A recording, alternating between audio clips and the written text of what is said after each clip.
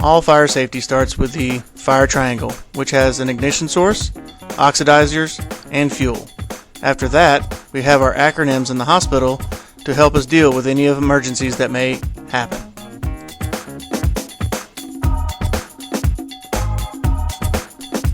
The first part that we'll talk about is the acronym RACE.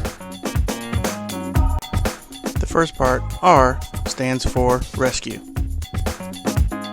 Remember that when you are rescuing, not only are you rescuing yourself, but the patients on your floor as well, whether you're moving within the department to another smoke compartment or evacuating from the building.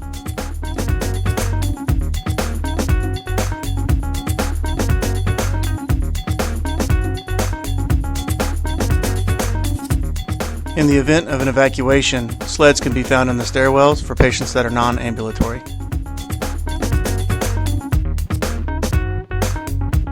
The second letter, A, stands for alarm. Alarms are found in key locations and near all exits. The next letter, C, stands for contain. To contain smoke and fire, make sure to close all patient doors and make sure to close all of the smoke doors to initiate smoke compartments and to stop the spread of the fire.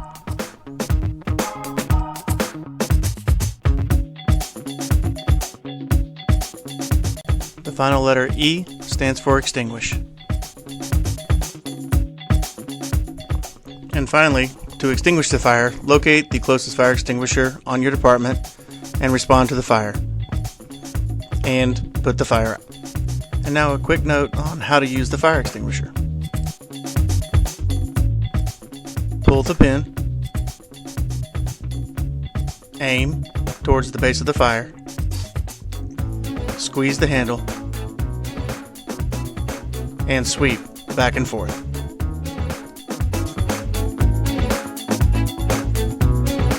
Note that there are two types of fire extinguishers in the hospital. An ABC fire extinguisher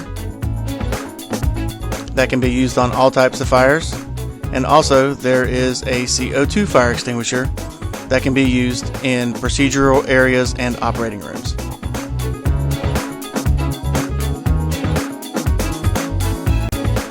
Next, we should talk about the acronym for who can turn off medical gases in the hospital.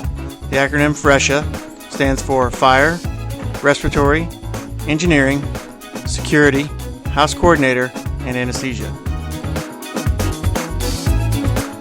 But remember, you're the expert for your area. You may have to show somebody where to turn off the gas flow valves in your department.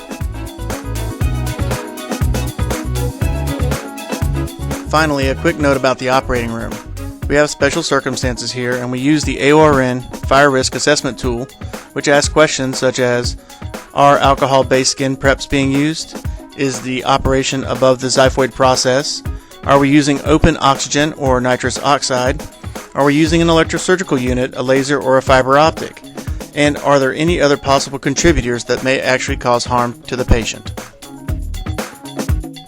In the operating room, high-flow oxygen, electrical surgical units, DuraPrep, ChloraPrep, and other alcohol-containing products can make a dangerous mixture which must be accounted for. Let's take a quick look at a drill in the operating room.